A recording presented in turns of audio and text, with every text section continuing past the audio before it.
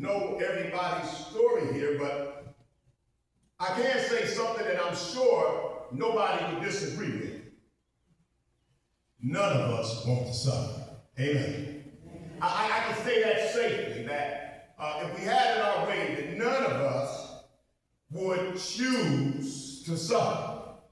And while I have endured my own share of suffering, I have seen and witnessed people going through tragedies and crises that are unimaginable. Have you ever, you've had some difficult times, but maybe you were watching the news and there was a mudslide or there was a wildfire, some type of tragedy, some type of accident, and you look at that accident and you just say, man, my God, this is just unbelievable.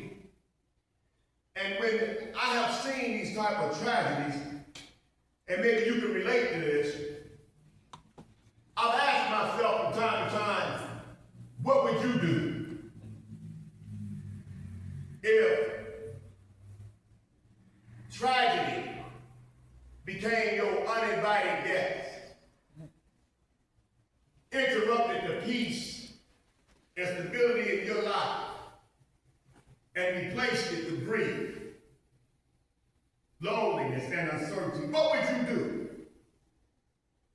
if you, Braxton, were dealing with what the people on television are dealing with? What would you do if it was not something happening in another country, but was happening in your street, happening in your church, happening in your life? I've asked myself that question, and none of us can determine what the worst of the worst is for another person. For some people, that worst of the worst, of course, would be the loss of a spouse, or even worse, perhaps the loss of a child.